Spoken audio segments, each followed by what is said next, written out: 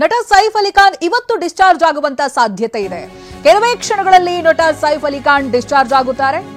ಮುಂಬೈ ಲೀಲಾವತಿ ಆಸ್ಪತ್ರೆಯಲ್ಲಿರುವಂತಹ ಸೈಫ್ ಅಲಿ ಖಾನ್ ಚಿಕಿತ್ಸೆಯನ್ನ ಪಡಿತಾ ಇದ್ದಾರೆ. ಅಲ್ಲಿ ಆಸ್ಪತ್ರೆಗೆ ಸೈಫ್ ತಾಯಿ ಶರ್ಮಿಳಾ ಠಾಗೂರ್ ಕೂಡ ಭೇಟಿಯನ್ನ ಕೊಟ್ಟಿದ್ದಾರೆ. ಸೈಫ್ಗೆ 6 ಬಾರಿ ಚಾಕುವಿನಿಂದ ಇರಿದಿದ್ದ ಆರೋಪಿ. ದೇಹದ 6 ಭಾಗಗಳಲ್ಲಿ ಅವರಿಗೆ ಗಾಯವಾಗಿತ್ತು.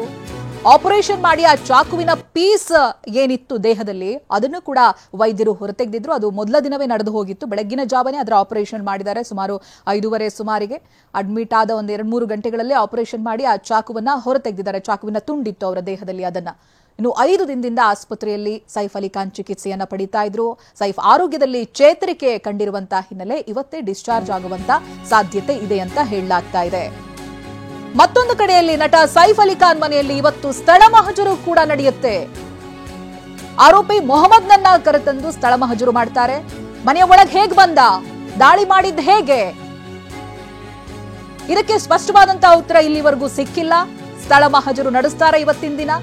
ಕೃತ್ಯದ ಬಳಿಕ ಆತ ಹೇಗೆ ಎಸ್ಕೇಪ್ ಆದ ಅನ್ನುವಂತ ಮಾಹಿತಿಯನ್ನು ಕೂಡ ಸಂಗ್ರಹಿಸ್ತಾರೆ. ಕೃತ್ಯವನ್ನ ಮರು ಸೃಷ್ಟಿ ಕೂಡ ಮಾಡುವವರಿದ್ದಾರೆ ಬಾಂದ್ರಾ ಪೊಲೀಸರು. ನಿನ್ನೆಯಷ್ಟೇ ಆರೋಪಿಯನ್ನ ವಶಕ್ಕೆ ಪಡೆದಿದ್ದಾರೆ ಪೊಲೀಸರು. ಒಂದು ಪೊದೆಯಲ್ಲಿ ಮಲಗಿದ್ದ ಆತನನ್ನ ಅರೆಸ್ಟ್ ಮಾಡಿ ಕರ್ಕೊಂಡು ಬಂದಿದ್ದಾರೆ. ಇವತ್ತು ಸ್ಥಳ ಮಹಜರು ನಡೆಸ್ತಾರೆ. ಎಲ್ರಿಗೂ ಇರುವಂತಹ ಪ್ರಶ್ನೆ, ಅಂತ ಸೆಕ್ಯೂರಿಟಿ ಇದ್ದಂತ ಮನೆಗೆ, 12ನೇ ಮಹಡಿಯಲ್ಲಿದ್ದಂತ ಮನೆಗೆ ಈತ ಹೇಗ್ ಹೋದ ಅಂತ. ಕೆಲವು ಮೂಲಗಳು ಹೇಳ್ತವೆ AC ಡಕ್ಟ್ ಮೂಲಕವಾಗಿ ಆತ ಮನೆ ಒಳಗೆ ಬರ್ತಾನೆ. ಅದು ಅಂತ್ಯ ಆಗೋದು ಆ ಮಗುವಿನ ರೂಮ್ನಲ್ಲಿ. ಹಾಗಾಗಿ ಅಲ್ಲಿ ಎಂಟ್ರಿ ಕೊಡ್ತಾನ ಅವನು ಅಂತ. ಬಟ್ ಅದಕ್ಕೆ ಉತ್ತರವನ್ನ ಈ ಆರೋಪಿಯೇ ಕೊಡಬೇಕಿದೆ. ಹೌದಾ, AC ಡಕ್ಟ್ ಮೂಲಕವಾಗಿ ಬಂದು ಆನಂತರ ಫೈರ್ ಎಕ್ಸಿಟ್ ಮೂಲಕವಾಗಿ ಓಡ್ ಹೋದ್ನ, ಏನಾಗಿತ್ತು ಆ 1 ಗಂಟೆಯ ಸಮಯದಲ್ಲಿ, ಇವೆಲ್ಲವನ್ನ ಕೂಡ ಸ್ಥಳ ಮಹಜರು ಸಂದರ್ಭದಲ್ಲಿ ಆರೋಪಿ ಎಕ್ಸ್ಪ್ಲೈನ್ ಮಾಡಬೇಕಾಗುತ್ತೆ. ಪೊಲೀಸರು ಎಲ್ಲಾ ಮಾಹಿತಿಯನ್ನ ಕೂಡ ಕಲೆ ಹಾಕ್ತಾರೆ.